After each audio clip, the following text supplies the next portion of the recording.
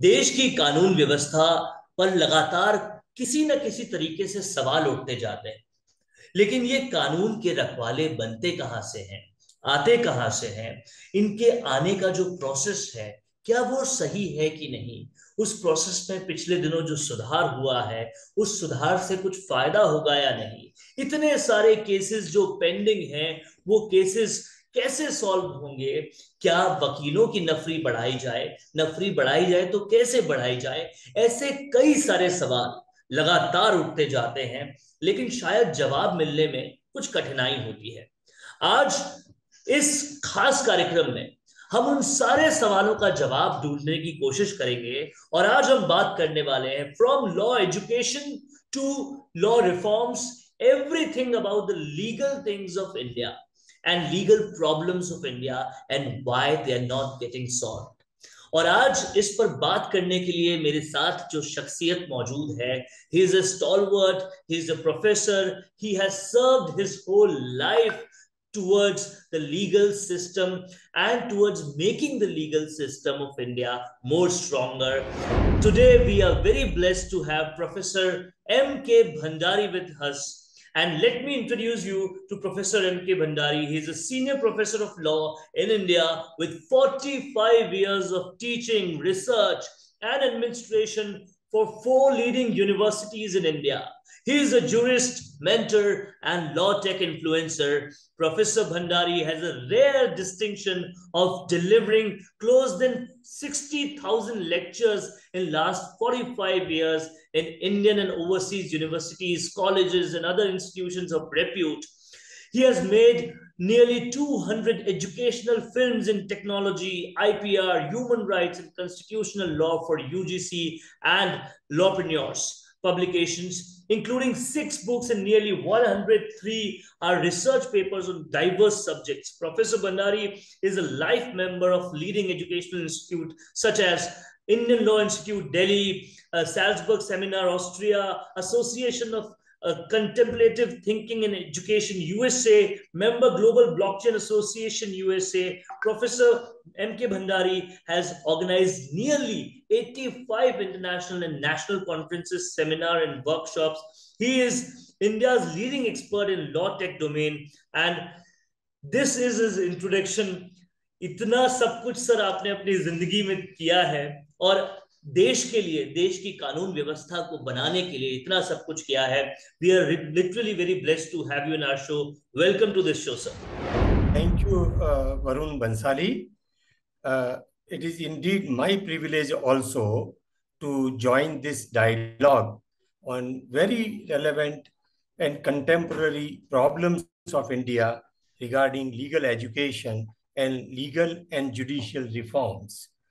As you have rightly said, that there are many questions and many doubts coming in the mind of common person, that why our legal system, our legal education, which is the fountainhead of all the legal system, what are the merits and demerits in the current scenario, and how we can improve the scenario so that the common man who has a tremendous faith in the judiciary, still tremendous faith, can retain that faith, वो उस विश्वास को बनाए रख सके।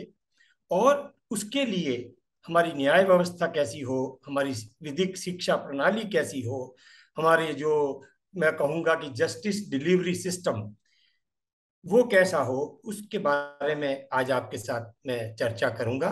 लेकिन इसके पहले मैं ये भी बताना चाहूँगा कि आपने जो मुझे मेरे बारे में परिचय दिया है, मैं उसके लिए आपका बहुत आभार व्यक्त करता हूँ। मैं तो यही कहूँगा कि मैं आज भी एक स्टूडेंट हूँ। I am still a student and has a great zeal for learning the new areas, the untapped areas of law and legal system.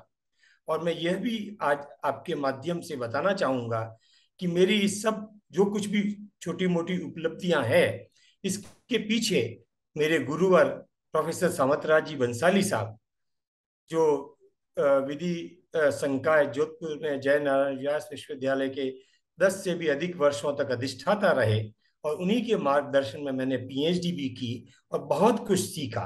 और उन्हीं के नेतृत्व में हमने जोधपुर में नेशनल लॉ यूनिवर्सिटी, जो कि आज भारत में अपना एक स्थान रखती है, उसकी स्थापना के लिए अथक प्रयास किए। तो ये उन्हीं का आशीर्वाद है, उन्हीं का मार्गदर्शन है कि मैं कुछ कर पा रहा हूँ। सर, ये बहुत बड़ी बात है कि आप अपने गुरुजनों को हमेशा साथ में लेकर चलते हैं, उनके नाम को अपने नाम के साथ जोड़ के रखते हैं। और जाहिर सी बात है, आज प्रोफेसर एसआर बंसाली जहां पर भी हैं, वो बड़े खुश हैं कि आप उनकी लीगल एजुकेशन में जो उन्होंने देश को दिया, उसको आगे बढ़ाते जा रहे हैं। और पूरे देश ही नहीं बल्कि विदेश में भी लीगल सिस्टम, लीगल एजुकेशन, जो इंडिया की ताकत है, उसको और आगे बढ़ा रहे हैं। लेकिन सवाल बहुत सारे उठते हैं। आज कोशिश करेंगे इस इंटरव्यू में उन सारे सवालों के जवाब ढूंढने की। आखिरकार हर आदमी के घर में कहीं पर भी कोई भी झगड़ा होता है तो एक कहावत बड़ी आम सी है कि see you in the court of law, आइए मिलते हैं कोर्ट में। लेकिन फिर इतने विश्वास के साथ जब कोर्ट में जाते हैं तो वो विश्वास कायम तो रहता है, बट पेंडेंसी एक ऐसा मैटर है जिस पर कहीं ना कहीं लोग कहते हैं कि कोर्ट में चले गए तो सालों साल लग जाएंगे, कोर्ट में नफरी कम है, पेंडेंसी ज्यादा है। ये एक बहुत बड़ी प्रॉब्लम है। और कहीं ना कहीं इस नफरी को भरने के लिए वो लोग जो लॉ पढ़ के आते हैं, जो कानून की पूरा ज्ञान रखते हैं, वो वकील, वो जज, उनकी आवश्यकता है। उसके लिए बहुत सारे कोर्सेज भी बनाए गए, बहुत सारे रिफॉर्म्स भी आए। ये रिफॉर्म्स कैसे हेल्प करेंगे? और recently the experiment of NLU which has been done, how it is helping, solving this pendency, which is, I think, the biggest problem right now in the legal system. Well, Mr. Varun, you have raised a very pertinent question regarding the backlog of cases in lower courts, high courts, and the Supreme Court of India.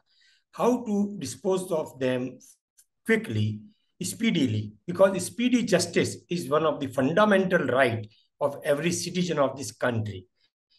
आपने कहा कि न्यायालय में लोग जाते हैं और इसका मतलब यह है कि न्यायालय में लोगों की आस्था है। उन्हें लगता है कि न्यायालय में हमारे साथ दूध का दूध और पानी का पानी हो जाएगा। लेकिन मुझे याद आता है कि मुंशी प्रेमचंद जी ने अपने किसी उपन्यास में कहा था कि to go to the law court is to lose a cow for a cat. आप अपनी गाय को खो देते हैं और बदले में आपको एक बिल्ली मिलती है। अर्थात विधि के न्यायालय में जाना मतलब जो जीतता है वो भी हारता है और जो हारता है वो तो हारता ही है। कारण यह है कि न्याय प्राप्ति में वर्षों लग जाते हैं। अभी आपने पढ़ा होगा, हाल ही की बात है, सुप्रीम कोर्ट ने, मैं पूरे सम्मान के साथ माननीय उच्चतम न्यायालय के लिए, with all due respect, they returned a appeal after keeping it pending for 60 years back to the high court that you decided. In fact, it was an appeal from the High Court to the Supreme Court, that is the highest court, and instead of disposing it off, they returned it back, remanded, जिसको हम कहते हैं remanded to the High Court. तो ये एक बहुत बड़ा प्रश्न चिन्ह है कि इतने वर्षों तक आपने उस मामले को रखा और जब उसके निर्णय का समय आया तो आपने कह दिया कि वापस आप हाई कोर्ट में जाके वहां से निर्णय करवा लीजिए और फिर अगर अपील आपको करनी हो तो वापस हमारे पास आइएगा। ये एक बहुत बड़ी ज्वलंत समस्या है। आज के संदर्भ में कुछ आंकड़ों की बात करूं मैं अपने दर्शकों के लिए, तो हमारे देश में एक सर्वोच्च न्यायालय है, 25 उच्च न्यायालय हैं अलग अलग राज्यों में, और कुछ उच्च न्यायालय 2 या 3 राज्यों को भी के मुकदमे भी सुनते हैं, और लाखों अधीनस्थ न्यायालय, सबऑर्डिनेट कोर्ट्स, जिसमें district and sessions court, magistrate, first class magistrate, metropolitan magistrate और इस तरह से। इसके अलावा स्पीडी जस्टिस के लिए कई स्पेशल कोर्ट्स हैं, जैसे नार्कोटिक केसेस के लिए, मोटर एक्सीडेंट के लिए, जिनको हम ट्राइब्यूनल्स भी कहते हैं। और एक व्यवस्था और है, अल्टरनेटिव डिस्प्यूट सेटलमेंट, अर्थात आप आर्बिट्रेशन के द्वारा, बातचीत के द्वारा, मध्यस्थता के द्वारा या किसी की सहायता से भी अपने मुकदमे हल करवा सकते हैं। समय समय पर सुप्रीम कोर्ट, हाई कोर्ट लोक अदालत भी लगाती है। ये भी एक कानून का भाग है। लोक अदालत एक्ट बना हुआ है, आर्बिट्रेशन एंड कंसिलिएशन एक्ट बना हुआ है। इन सब के माध्यम से प्रयास ये रहता है कि ज्यादा से ज्यादा मुकदमों का निस्तारण हो। लेकिन ऐसा क्यों नहीं हो पा रहा है? भारत सरकार के विधि मंत्रालय की एक रिपोर्ट के अनुसार वर्तमान में 2021 की बात करेंगे तो करीब 50,000 से ज्यादा केवल सिविल यानी दीवानी मामले, परिवार के, संपत्ति के या और भी कई तरह के, वो सुप्रीम कोर्ट में पेंडिंग है। और 4 से 5 लाख मुकदमे विभिन्न हाई कोर्ट्स में पेंडिंग है। और अगर हम लोअर कोर्ट्स की बात करें तो 3 करोड़ से भी ज्यादा मुकदमे पेंडिंग है। इस व्यवस्था को कैसे दुरुस्त किया जाए? बहुत सारे आयोग बैठे, जिसमें से एक मुख्य आयोग मालीमत कमेटी बनी थी। मालीमत केरल उच्च न्यायालय के न्यायाधीश थे, बहुत ही विद्वान थे। और भी लॉ कमीशन ने बहुत सारे सुझाव दिए, और उन सुझावों को आंशिक रूप से, मैं ये कहूंगा पूर्ण रूप से नहीं, सरकार ने, विधि मंत्रालय ने, भारत सरकार ने, राज्य सरकारों ने कुछ लागू भी किया। लेकिन मुझे यहाँ कहना पड़ रहा है आपके माध्यम से, दुख के साथ, कि जो सुधार अभी भी होने बाकी है स्पीडी जस्टिस के लिए, वो नहीं हो पा रहे हैं। और उसके कई सारे कारण हैं। कुछ कारण जो मैं आपके सामने बताना चाहूंगा समय की सीमा के भीतर। न्यायाधीशों की कमी है। आज भी उच्च न्यायालयों में और उच्चतम न्यायालयों में बहुत सारे पद रिक्त हैं। समय पर नियुक्तियां नहीं हो पाती है। न्यायाधीश एक आयु के बाद रिटायर हो जाते हैं। मेरा ये सुझाव है इस संदर्भ में कि क्यों नहीं न्यायाधीश की खानापूर्ति, यानी न्यायाधीश के रिटायर होने से 1 महीना पहले या 2 महीना पहले न्यायाधीश की नियुक्ति कर दी जाए, और जैसे ही पद खाली हो, वह जो न्यायाधीश जिसका चयन हुआ है वो पद ग्रहण कर ले, ताकि जो ये वैकेंसी की बात आती है, that there is a lot of vacancies, that problem would not arise. But unfortunately, the what we call collegium system, जहां उच्च न्यायालय के न्यायाधीश और फिर सर्वोच्च न्यायालय के न्यायाधीश और उनके 4 साथी नाम रेकमेंड करते हैं, फिर सरकार उसको स्वीकार करती है और राष्ट्रपति जी वारंट जारी करते हैं, इस सब में बहुत लंबा समय लगता है। इसको कम किया जाना चाहिए। ये एक बहुत बड़ी बात है। दूसरी बात मैं ये कहना चाहूंगा, यहाँ मैं अपने दर्शकों को एक बहुत इंटरेस्टिंग बात बताना चाहता हूँ, शायद उन्हें मालूम भी नहीं होगा। अमेरिकन उच्चतम न्यायालय, supreme court of America, USA में सन 1787 यानी 200 सालों से पहले भी 9 न्यायाधीश हुआ करते थे, और उनकी टर्म लाइफ टर्म थी। आज भी 96 ईयर्स की एज के एक न्यायाधीश वहां पर हैं, वो रिटायर नहीं होते हैं। तब भी 9 न्यायाधीश थे और आज भी 9 न्यायाधीश है। उन्होंने कभी मांग नहीं की कि हमारी संख्या बढ़ाइए। भारत में ये संख्या वर्तमान में 32 तक पहुंच गई है। उच्चतम न्यायालय की बात कर रहा हूं मैं। और भी मांग आ रही है कि और इस संख्या को बढ़ाया जाए। क्या कारण है कि अमेरिका भी कोई छोटा कंट्री नहीं है, 25 करोड़ की आबादी है, हालांकि हमारे यहाँ 130-35 करोड़ की आबादी है। फिर भी अमेरिका में जो कानून के मुकदमों का निस्तारण का जो प्रक्रिया है, वो वास्तव में समझने लायक है। यहाँ इतना समय नहीं है ताकि मैं उसको विस्तार में समझा सकूं।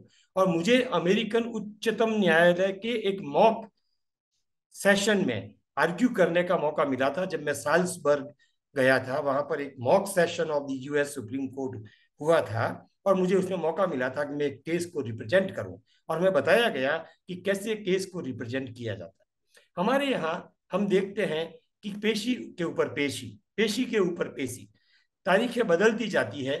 वकील या क्लाइंट या पुलिस या कोई भी संस्था जिसका उत्तरदायित्व है कि वो साक्ष्य प्रस्तुत करे, मुकदमा की ट्रायल हो, कभी न्यायाधीश महोदय छुट्टी पर है, कभी कुछ कारण है, मैं उनमें नहीं जाना चाहता। क्यों नहीं हम एक निश्चित सीमा तय करें कि इस प्रकार के केसेस इतने समय में निर्धारित हो जाएंगे। एक बार जब हम ये कानून बनाते हैं लिमिटेशन एक्ट में कि इतने समय के अंदर आपको, जब आपका मुकदमे का कारण पैदा होता है, आपको 3 साल में, 1 साल में, 2 साल में मुकदमा करना है, नहीं तो आपका मुकदमे का टाइम बार हो जाएगा। उसको हम कहते हैं टाइम बार्ड लिटिगेशन। तो ऐसा ही एक कानून हम न्याय देने में क्यों नहीं बना सकते? ये एक बात है। दूसरी बात, appeal, first appeal, second appeal, review, revision, high court appeal, supreme court appeal, again supreme court में रिवीजन, क्यूरेटिव पिटिशन। एक व्यक्ति एक मुकदमे को 7-8 स्टेजेज में लेकर जाता है और वो उसको कभी खत्म नहीं होने देता। चाहे उसका मुकदमा गलत भी है तो वो भी ये कहता है कि मैं देखता हूँ तुम कैसे कानून न्याय पा लेते हो। इसको भी देखने की जरूरत है। और अंतिम बात इस संदर्भ में, आज टेक्नोलॉजी आ गई है, मैं हम लोग अंतर्राष्ट्रीय स्तर पर काम कर रहे हैं, ब्लॉकचेन टेक्नोलॉजी है, आर्टिफिशियल इंटेलिजेंस है, ई गवर्नेंस है। सुप्रीम कोर्ट ने काम किया है, मैं ऐसा नहीं है, हाई कोर्ट ने काम किया है। आजकल कॉज लिस्ट डायरेक्ट आपकी मेल में आ जाती है, आपको हार्ड कॉपी लेने की जरूरत नहीं है। आपको पता लग जाता है मेल देखते ही कि कल मेरा कौन सा किस नंबर पे क्या केस है। तो जो कॉज लिस्ट बनती है वो ऑनलाइन आ जाती है। लेकिन बहुत सुधार बाकी है, गवाही ली जा सकती है, कैदी को जेल से कोर्ट में लाने की जरूरत नहीं है। ब्लॉकचेन टेक्नोलॉजी के द्वारा, आर्टिफिशियल इंटेलिजेंस के द्वारा, या ऑनलाइन मीटिंग जैसे आप और हम अभी कर रहे हैं, बातचीत कर रहे हैं, मुझे जयपुर आने की जरूरत नहीं, आपको हैदराबाद आने की जरूरत नहीं, और हम बात कर रहे हैं। तो ये सब टेक्निक, अभी जब कोविड हुआ था तो ऑनलाइन हियरिंग चल रही थी, 2 साल तक सुप्रीम कोर्ट और हाई कोर्ट ने और न्यायालय ने ऑनलाइन हियरिंग की और निर्णय दिए। हालांकि उसमें कई कठिनाइयां भी आई, लेकिन वो सिस्टम चला, एजुकेशन पूरा ऑनलाइन था। तो मेरे कहने का मतलब ये है आपके माध्यम से कि बहुत सारे सुधार करने की आवश्यकता है, एक मिशन लेके चलना है, और उसके अनुसार अनावश्यक कानूनों को भी खत्म करना है। जो कानून बिना मतलब के मुकदमे को बढ़ावा देते हैं, ऐसे बहुत सारे कानून हैं जिनको हटाया जाना चाहिए। प्रक्रिया सरल की जानी चाहिए। आप इनकम टैक्स एक्ट देखें, जीएसटी देखें, कितने प्रावधान और उप प्रावधान, प्रोविजन, सब प्रोविजन, प्रोवाइजो, एक सामान्य एक्सपर्ट भी नहीं समझ पाएगा तो आप और हम क्या समझेंगे। अब आपने लीगल एजुकेशन की बात उठाई, कि लीगल एजुकेशन जैसा मैंने कहा कि एक फाउंटेन हेड है। एक बार मुझे याद है कि हमारे जो अंतर्राष्ट्रीय उच्च न्यायालय में न्यायाधीश हैं, माननीय न्यायमूर्ति दलबीर भंडारी जी, जो जोधपुर से हैं और सर्वोच्च न्यायालय के न्यायाधीश रहे, और इत्तेफाक से, और जिसे मैं कहूँगा कि ये मेरी प्रिविलेज था, कि he was my teacher when I was a student of second year, and he taught us the constitutional law in Jay Narayan Vyas University. So once I told him during a conversation, sir, we all three, that is the teaching community, law teaching community, the judiciary, and the lawyers, we all are three different pillars of the administration of justice. And we all three must cooperate and help each other in justice delivery system. And he said, you are right, Mr. Bandari. I appreciate your viewpoint. And we will see that we take help of the law experts, jurists, like very senior jurists, who can guide us, who can help us in faster disposal of cases. अब अगर आप विधि शिक्षा की बात करें तो पिछले 25 सालों में देश में 23 विधि विश्वविद्यालय एक्सक्लूसिवली विधि के क्षेत्र में नेशनल लॉ यूनिवर्सिटीज या उससे मिलते जुलते नाम से खुले हैं। लेकिन ये प्रयास अच्छा है, इस प्रयास के माध्यम से विधि शिक्षा में सुधार आया है। I will not say that this attempt has not been successful, but it is a peanut. कुल विधि कॉलेजेस जो भारत में हैं अलग अलग, वो करीब 1000 से अधिक है, और करीब 4 से 5 लाख स्टूडेंट लॉ करते हैं, एलएलबी करते हैं। जबकि एनएलयू जो 23 एनएलयू है, इनमें मैं समझता हूँ 3 से 4 हजार, ज्यादा से ज्यादा 5,000 छात्र शिक्षा ग्रहण करते हैं। तो ये कुल हमारी जो विधि शिक्षा का जो इकोसिस्टम है, जो पैराफर्नेलिया है, उसका एक छोटा सा भाग है। इसलिए आवश्यकता है कि हम पूरे विधि शिक्षा के जगत को, छोटी छोटी कॉलेजेस को हम सक्षम बनाएं, फैकल्टी अच्छी हो, कोर्सेज अच्छे हों, पढ़ाने का तरीका मॉडर्न हो, टेक्नोलॉजी का हम उपयोग करें। जहां तक विधि विश्वविद्यालयों की बात है, मैं कहना नहीं चाहता, लेकिन कभी कभी कहना पड़ता है, सच बात को कहना चाहिए। विधि विश्वविद्यालय बने, लेकिन उनकी जो कॉस्ट आती है, 500 लड़के हैं और उनकी कॉस्ट आ रही है 5 करोड़, 10 करोड़, 25 करोड़। क्या ये सिस्टम भारत जैसे एक साधारण राष्ट्र में वायबल है? अभी जो नई शिक्षा नीति आई उसमें उन्होंने कह दिया कि इस तरह के विश्वविद्यालयों को बढ़ावा नहीं देंगे भविष्य में। University should be a multi disciplinary university. दूसरी बात, जितने भी विधि विश्वविद्यालय हैं उनके जो चांसलर है, जो उनके कुलाधिपति हैं, जो सामान्यतया गवर्नर होते हैं सामान्य विश्वविद्यालयों में, या केंद्रीय विश्वविद्यालयों में राष्ट्रपति महोदय या उपराष्ट्रपति महोदय होते हैं, मुख्य न्यायाधीश हैं एनएलयूज में, चांसलर। लेकिन मैंने देखा है, मैं 12-13 लॉ यूनिवर्सिटीज में जाता हूँ विजिटिंग प्रोफेसर के रूप में, मैंने देखा है कि वहां पर कई वैदिक प्रक्रियाओं का पालन नहीं होता, खासतौर से अपॉइंटमेंट्स के मामले में, वाइस चांसलर के अपॉइंटमेंट के मामले में। सब कुछ, जिसे हम कहना चाहिए कि, मुझे वो शब्द उपयोग करने में थोड़ी झिझक होती है, लेकिन आर्बिट्ररी टाइप, यानी जब जैसे जिस का चला वैसे अपॉइंटमेंट हो गया, रिन्यूअल हो गया, फिर एक मौका और मिल गया। कानून में ऐसा कोई प्रावधान नहीं है, नया सिलेक्शन है तो नई वैकेंसी आएगी, इत्यादि इत्यादि बहुत सारी बातें हैं। और आरक्षण का मामला है, मैं जोधपुर विधि विश्वविद्यालय की बात करना चाहूंगा, आप भी देखते होंगे वहां आरक्षण को लागू नहीं किया जा रहा है, जबकि अन्य विश्वविद्यालयों में लोकल जो राजस्थान के लोग हैं उनको आरक्षण, यानी उनके राज्य के लोगों को आरक्षण मिल रहा है, लेकिन जोधपुर नेशनल लॉ यूनिवर्सिटी में ऐसा नहीं हो रहा है। ऐसे कई मुद्दे हैं जिन पे पारदर्शिता की जरूरत है, ट्रांसपेरेंसी की जरूरत है, क्योंकि हम विधि छात्रों को पढ़ाएं और हम ही विधि का पालन नहीं करें तो फिर ये कैसे चलेगा। तो ये सारे मुद्दे हैं जिनको देखने की जरूरत है, जिनको उठाने की जरूरत है, और इससे ही विधि शिक्षा में सुधार होगा। और अगर विधि शिक्षा में सुधार होगा तो कानून के निर्माण में और कानून मुकदमों के निपटारे में भी सुधार होगा।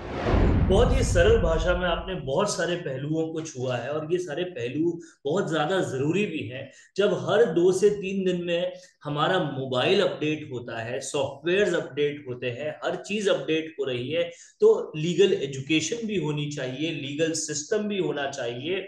वही लीगल सिस्टम जब नियमों को सिखाने वाला सिस्टम है, जब नियमों को सिखाया जाता है लीगल यूनिवर्सिटीज में, तो वहां खुद भी नियम की पालना जरूरी है, चाहे वो प्राइवेट यूनिवर्सिटी हो या वो गवर्नमेंट यूनिवर्सिटी हो। तो ये बहुत सारे पहलू हैं जिस पर काम होना चाहिए। लेकिन सबसे बड़ा सवाल ये है सर कि काम नहीं होने में सबसे ज्यादा जो रोड़ा कहा जाए या क्या चीज आड़े आ रही है, what are those hindrances, what are those major hindrances which are coming in the way to change the system, to not change but improvise the system? You have raised again a very pertinent question. Why this is not happening? What I have said, everybody knows it, that it should be done. Transparency, rule of law, fairness must be observed in all educational institutions. But why it is not happening? There are so many reasons, not just one. One thing is that those who come to power, they want to retain the power. That is one major thing. And this is what happening in every system of the life. The rules are bent upon, and the privileges which are given to them, perks which are given to them, they are enjoyed. They are not deployed for the cause of the purpose. See, whatever power is given to me, power is a service. Power is an instrument of service. If I have been given some power, say for example, if I have been given a car, it is not for picnic, it is for the official use. It is for the benefit of the institution. So एक तो ये हमारे यहाँ भावना घर करती जा रही है कि एक पद मिला है, let us enjoy it. इसका मतलब ये नहीं है कि कुछ ऐसे भी जिम्मेदार व्यक्ति हैं जो एक मिशन मोड में काम करते हैं, जो संस्था को आगे बढ़ाने में काम करते हैं। ये भी ऐसा भी नहीं है कि सभी एक जैसे लोग हैं। दूसरी बात ये कि मॉनिटरिंग नहीं है। ये जो हमारे छोटी छोटी जो लॉ यूनिवर्सिटीज बन गई है, इनकी अकाउंटेबिलिटी और मॉनिटरिंग बहुत अच्छी नहीं है। आप देखेंगे दूसरी यूनिवर्सिटीज, ट्रेडिशनल यूनिवर्सिटीज में दुनिया भर की बॉडीज है, एकेडमिक काउंसिल है, सिंडिकेट है, गवर्निंग काउंसिल है, कुलाधिपति हैं, उन सब की मॉनिटरिंग है। हालांकि वहां पर भी बद इंतजामी है, मैं ये नहीं कहूंगा, लेकिन मॉनिटरिंग इज मस्ट। जब तक कोई आपके ऊपर मॉनिटरिंग प्रॉपर नहीं होगी या तो सेल्फ डिसिप्लिन हो या इम्पोज्ड डिसिप्लिन हो। दो तरीके होते हैं। या तो हम स्वयं इतने मैच्योर्ड हैं कि हम डिसिप्लिन से काम करते हैं, हमें किसी के बताने की जरूरत नहीं, और अगर हम नहीं करते हैं तो फिर एक मैकेनिज्म होता है जो हमें बताता है कि अगर आपने डिसिप्लिन से काम नहीं किया तो आपके खिलाफ ये कार्रवाई होगी। तो इन चीजों का मुझे कहीं ना कहीं कुछ संस्थाओं में अभाव लगता है, जो मैंने देखा, जो मैंने अनुभव किया। लेकिन फिर मैं ये कहूंगा कि कुछ देयर आर सर्टेन पॉकेट्स और centres of excellence as well. एक और बात है, हमारे यहाँ जो प्राइवेट यूनिवर्सिटीज की अगर मैं बात करूं, क्योंकि हम सबको साथ लेके चलेंगे, तो वहां पर प्रॉफिट एक मोटो है।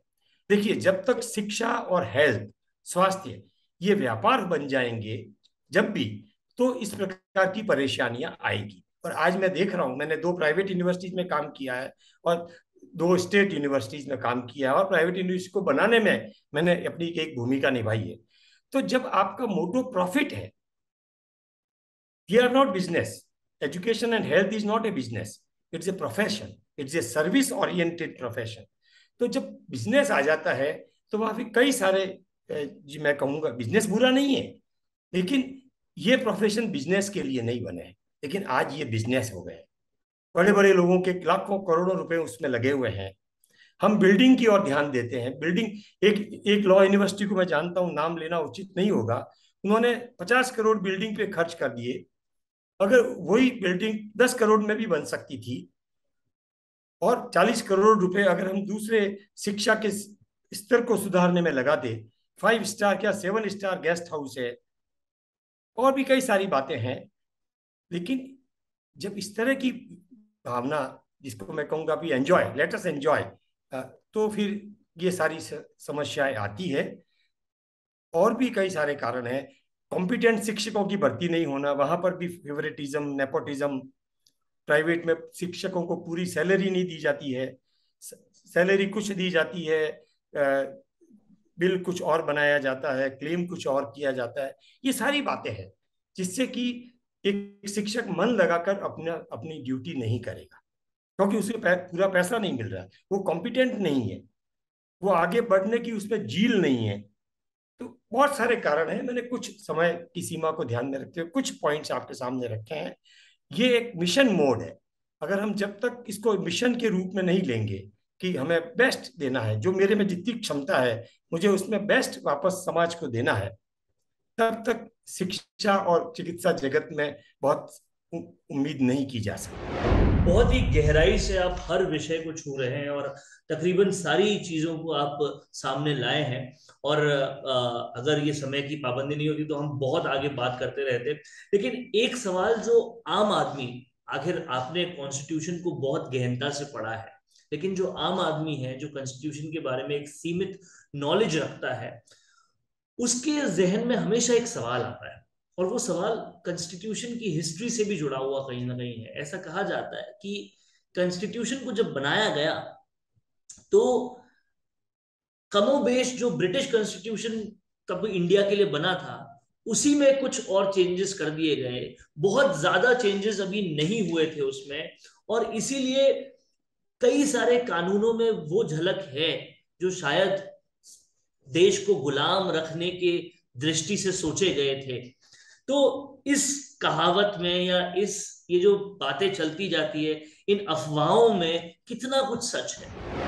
मैंने संविधान को पढ़ा है और पिछले 40 सालों में उस पर काफी काम भी किया है। और मेरा जो पीएचडी था, जो प्रोफेसर बंसाली साहब के मार्गदर्शन में किया, वो था basic structure of the Indian constitution. और वो पहला शोध ग्रंथ था जिसमें मैंने ये कहा, कहने का साहस किया कि सर्वोच्च न्यायालय का जो केशवानंद भारती के केस में निर्णय हुआ था, जिसमें बेसिक स्ट्रक्चर डॉक्ट्रिन आई थी, वो सही नहीं था। सर्वोच्च न्यायालय के 13 जजेस के निर्णय को मैंने डिसएग्री किया। ये मेरे लिए एक बहुत चुनौतीपूर्ण कार्य था।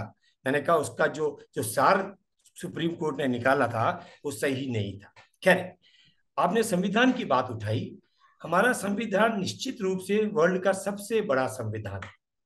मुझे अंबेडकर के वो शब्द याद आते हैं, बी आर अम्बेडकर साहब के, जिनको हम भारत के संविधान का निर्माता कहते हैं, कि the constitution of India is a gold mine for lawyers. आप इसको डिग करिए और सोना उगाइए। मतलब इसमें इतना लिटिगेशन होने वाला हो सकता है आगे चलकर कि ये तो गोल्ड माइन है। लेकिन उन्होंने एक ये भी कहा कि we have tried to give you the best constitution, now it is for you to to protect and preserve it. देखिए, हमारा संविधान ब्रिटिश संवैधानिक परंपराओं पर आधारित है। ब्रिटेन में रिटन संविधान नहीं है। रिटन संविधान सबसे पुराना है अमेरिका का और सबसे बड़ा है भारत का। तो हमारे संविधान में ब्रिटिश जो परंपराएं हैं, संवैधानिक परंपराएं, जिसको हम कॉन्स्टिट्यूशनल कन्वेंशंस कहते हैं, उसकी झलक है। जैसे पार्लियामेंट्री फॉर्म है, ये ब्रिटिश से लाए हम। फंडामेंटल राइट्स हैं, ये हम अमेरिका की बिल ऑफ राइट्स से लाए हैं। डायरेक्टरी प्रिंसिपल्स हैं, ये हम आयरिश कॉन्स्टिट्यूशन से लाए हैं। फंडामेंटल ड्यूटीज है, हम जापानीज कॉन्स्टिट्यूशन से लाए हैं।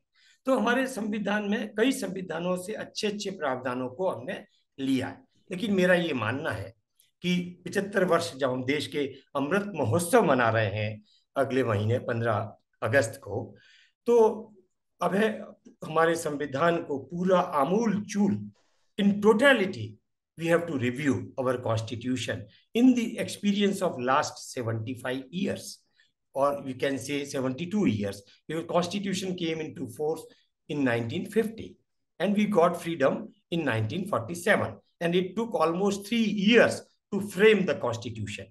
So in the light of the experience of last 72 years of the constitutional governance, we need to reframe or reform our constitution.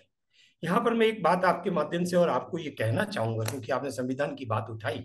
मैं कई दिनों से सोच रहा था और सोच रहा हूं, और अभी भी मेरा उस पर काम चल रहा है कि क्यों नहीं साधारण व्यक्ति, एक एक एक जिसे सड़क पर चलने वाला व्यक्ति, एक ठेला लगाने वाला व्यक्ति, एक दुकानदार, उसको हम सरल भाषा में ये समझा सकें कि संविधान क्या है, तुम्हारे मौलिक अधिकार क्या है, तुम्हारे मौलिक अधिकारों का हनन होता है तो तुम न्यायालय में कैसे जा सकते हो, तुम्हारे और दूसरे कर्तव्य भी क्या है संविधान में। तुम अधिकार की बात तो करोगे, लेकिन कुछ कर्तव्य भी है एज ए सिटीजन। तो मैं चाहता हूं कि इस पे एक सीरीज हिंदी में और अंग्रेजी में भी बाद में इन ए वेरी सिंपल लैंग्वेज बनाऊं।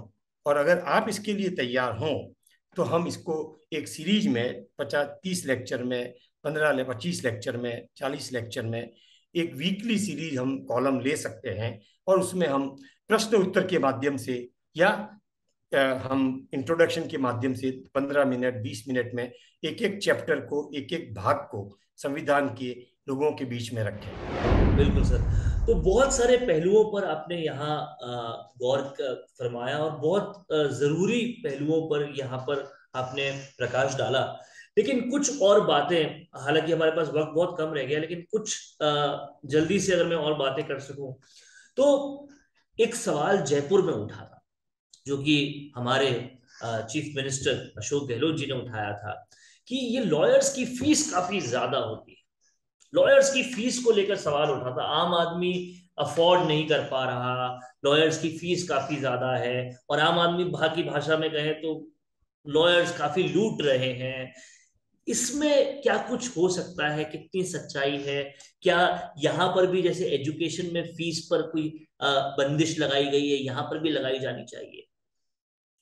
देखिए, मुझे ध्यान है कि सर्वोच्च न्यायालय के मुख्य न्यायाधीश जयपुर हाल ही में आए थे एक विधिक कार्यक्रम में, विधिक सहायता कार्यक्रम में, और उसमें हमारे माननीय मुख्यमंत्री जी अशोक जी ने इस बात को उठाया था। और उन्होंने ये भी कहा था कि न्यायाधीश वकीलों को देखकर फैसला देते हैं। मैं दूसरे भाग से इत्तेफाक नहीं रखता, और मुझे उम्मीद नहीं थी कि हमारे मुख्यमंत्री इस प्रकार का स्टेटमेंट देंगे कि वकीलों के फीस देखकर या उनके चेहरे देखकर निर्णय दिया जाता है। मेरे हिसाब से ये न्यायाधीश के न्यायालय के प्रति एक अच्छी टिप्पणी नहीं थी, उन्हें नहीं करनी चाहिए, वो एक संवैधानिक पद पर है। खैर, बहरहाल, he raised a very important question about the higher fees, and this fee is determined by market forces. I told you in the beginning, it has become a commerce. Justice delivery system or legal profession is no more a legal profession. It's a legal trade, legal commerce अगर मैं कहूँ। हो सकता है मेरे कई विधि वेत्ता, मेरे legal friends, advocate friend नाराज हो जाएं, क्योंकि मैंने 45 साल में यही काम किया है, एडवोकेट्स को पढ़ाया है, और आज वो उच्च न्यायालय के न्यायाधीश भी हैं और एमिनेंट एडवोकेट्स भी हैं। लेकिन सच्चाई ये है, मैं उनसे कहता हूँ जब भी व्यक्तिगत बात होती है, कि आपको एक ह्यूमन एलिमेंट रखना चाहिए। जो व्यक्ति फीस नहीं दे सकता, आप उसके भी केस लड़ें, जितना वो दे दे उसको स्वीकार कर लें, और उसी शिद्दत के साथ लड़ें जितनी कि आप 2 लाख रुपए या 5 लाख रुपए लेके लड़ते हैं। और कुछ वकील ऐसा करते भी हैं। ये जो पब्लिक इंटरेस्ट लिटिगेशन, जनहितवाद आया है, इसके पीछे धारणा यही थी। ये बड़ा दुर्भाग्यपूर्ण है कि सुप्रीम कोर्ट में 1 घंटे के आधार पर, 1 घंटे के 5 लाख रुपए, 10 लाख रुपए, अगर 2 घंटे आर्ग्यू करना है तो 10 लाख रुपए, इस तरह से फीस ली जाती है। अगर वही लॉयर्स हाई कोर्ट में आता है फी किसी की पैरवी करने के लिए, तो 1 घंटे के आधार पर फीस लेते हैं। और चूंकि बड़े बड़े कॉरपोरेट कंपनीज, बड़ी बड़ी कंपनियां जिनके करोड़ों रुपए का मामला होता है सुप्रीम कोर्ट में पेंडिंग होते हैं, वो अफोर्ड तो कर सकते हैं, लेकिन सामान्य व्यक्ति नहीं कर सकता। तो फिर वो साधारण जो एक जूनियर वकील या जो होते हैं, जो कॉम्पिटेंट भी होते हैं, लेकिन वो उनको करते हैं। अब प्रश्न ये आता है कि ये कैसे, इसको कैसे रेगुलेट किया जाए। मैं इसके पहले आपको एक बहुत ही दुखद वाकया बताता हूँ। एक वकील को मैं जानता हूँ, वकील महोदय बड़े सीनियर एडवोकेट हैं सुप्रीम कोर्ट के। उनके क्लाइंट ने कहा, सर मैं इतने रुपए आज नहीं लाया हूँ, मुकदमे की आज सुनवाई है केस की, मैं आपको रुपए भेज दूंगा, आज आप अपीयर हो जाइए। उन्होंने कहा, देखो मेरे पास फीस पहुंचेगी और मेरा पीए मुझे इन्फॉर्म करेगा कि हाँ आपकी फीस आ गई है, तो ही मैं कोर्ट में अपीयर होऊंगा, नहीं तो मैं नहीं होऊंगा। वो कोर्ट में थे, उनका नंबर आया, तब तक उनके पास उनके पीए का मैसेज नहीं आया, वो व्यक्ति अरेंज नहीं कर सका। लाखों रुपए का अमाउंट था, दिल्ली में वो व्यक्ति अरेंज नहीं कर सका, तो वो वकील महोदय अपीयर नहीं हुए, लौट के आ गए। ये बहुत दुखद घटना है। और भी ऐसे होते होंगे, चूंकि जिसके बारे में मैंने समझा है, मैं उसकी बात कर रहा हूँ। ये बहुत ही दुखद घटना है। तो इस तरह के मामले जब होते हैं, तो लोगों का वकील समुदाय के प्रति, या कानून व्यवस्था के प्रति, या न्याय प्रक्रिया के प्रति विश्वास डगमगाता है। प्रोफेशनल इथिक्स ये कहती है कि वकील अनावश्यक फीस चार्ज नहीं करेगा, अनावश्यक राशि नहीं लेगा। वकील कई ऐसा भी करते हैं कि फीस तो कम लेते हैं, बाद में हर मौके पे, हर पेशी पे कुछ न कुछ 5,000 लाइए, 10,000 लाइए, इसके लाइए, वो लाइए, कई तरह की बातें होती है। तो ये प्रोफेशनल इथिक्स के खिलाफ है। अब रहा सवाल कुछ और कठोर कानून बनाने का, तो मेरा अपना अनुभव ये कहता है, ये मुद्दे कानून से हल नहीं हो सकते। यहाँ पर हमें हाई मॉरल ग्राउंड रखना पड़ेगा। एक वकील को सोचना पड़ेगा, और सोचते भी हैं, मैं ये भी कहूंगा, मैं उन वकीलों को सलाम भी करूंगा जो जो न्याय के लिए लड़ते हैं। ये सोचना पड़ेगा कि मैं जिस काम के लिए हूं, वो एक बहुत पवित्र काम है। मैं एक शिक्षक हूं, मुझे पता है कि मेरी शिक्षा देना कितना बड़ा काम है। अगर मैं भी ट्यूशन के माध्यम से, गलत नंबर देने के माध्यम से, या और कई तरह से पैसा बनाने लग जाऊं, तो ये मेरी मेरी मेरी आत्मा के लिए उचित नहीं है। उसी प्रकार वकील को भी अपनी फीस लेनी है, उसे भी अपना घर चलाना है, अपनी व्यवस्था चलानी है। निश्चित रूप से वो फीस लेने के हकदार है। लेकिन ऐसे मामले जो न्याय से जुड़े हुए हैं, जिनमें अन्याय हो रहा है, व्यक्ति फीस देने की स्थिति में नहीं है, वहां पर उनको अपनी फीस कम कर देनी चाहिए, नहीं लेनी चाहिए। कभी कभी ऐसा अगर आता है, और करते भी हैं लोग।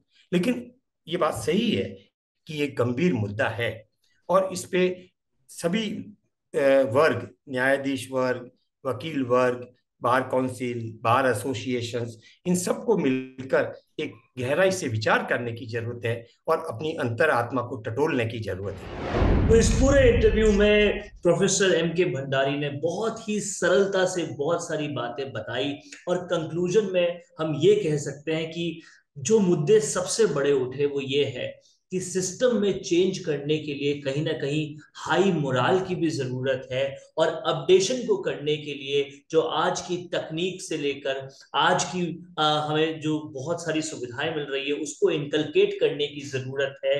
ये जो पावर गेम है इससे आगे आकर देश के जस्टिस को सुधारने के लिए सभी को साथ आने की जरूरत है।